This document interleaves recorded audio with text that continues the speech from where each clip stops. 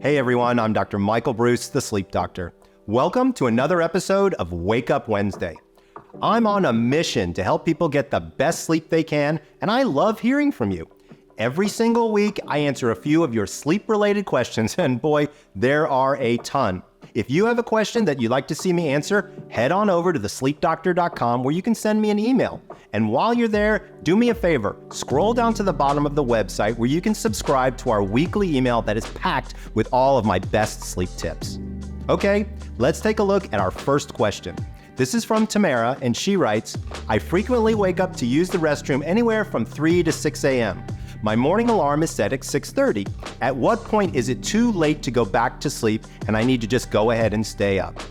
As a general guideline, what I tell most people is if there's still 45 minutes left, that's probably the time to go ahead and get up. So if you're waking up at 6:30 normally, if it's 5:45, it's probably time to get the day started. All right, our next question is from Robert, and he says, why don't I sleep longer? I do all the exercise, diet, and room maintenance, just cannot seem to fall asleep or stay asleep much longer than 4 hours. Robert, to be fair, there are some people out there that are just short sleepers, or people who may or may not need as much sleep. If you consistently do all of the right things and you still only get 4 hours, you may want to look at the idea of how do you feel based on those 4 hours. If you feel good, then I'm probably going to say you're doing just fine. Our next question is from An, and she asks, I hear waking up in the middle of the night around 12 to 2 a.m. is a sign of high cortisol and increased body temperature. What are ways that I can reduce the chance of this happening?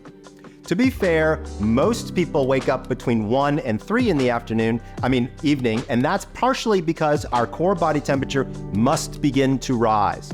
At the end of the day, you want that core body temperature to rise, but you want to be able to not wake up from it. So one of the things that I always talk to people about doing is trying to figure out a way to cool yourself down. One of the easiest ways that I like to do is take a water bottle, stick it in the freezer. Once it's frozen, put it into a tube sock, and then put it next to your outside hip or your inside hip. This will do wonders for you, keeping you cool and probably help you sleep right through that wake up. And our final question is from Noelle. She writes, Hi, you've identified me as a dolphin. However, for 30 years, I wake up at 3 a.m. without fail. Generally, I fall asleep around 10:30 or 11, but wake up at 3. Sometimes I can get back to sleep at 4 to 4:30 and then sleep until 7. However, if I stay awake from 3 to 5 a.m., which sometimes happens, I feel groggy in the morning and irritable. My question is, why is this happening to me, and how can I get a full 6 to 8 hours of restorative sleep? So many people wake up somewhere between 1 and 3 in the morning, and again, this is because of a core body temperature rise. What I tell people all the time is there's 2 ways to really look at sleep, through discipline or through acceptance. The acceptance side of the equation really helps lower your anxiety and allow you to return to sleep. For most of my patients, if they're waking up in the middle of the night, that's the thing that's keeping them awake. So I ask people to do 4-7-8 breathing. Very simple. Breathe in slowly for a count of 4, hold for a count of 7, breathe out for a count of 8.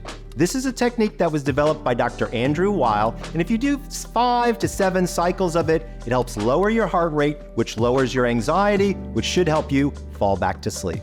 Thanks so much for all your questions. Remember, if you have a question you'd like to see answered, visit thesleepdoctor.com/sleep-questions. Also, be sure to subscribe to my weekly newsletter as well as my YouTube channel, where I'll be giving you the most current and relevant answers to your burning sleep questions. This is Dr. Michael Breus, the Sleep Doctor, wishing you sweet dreams.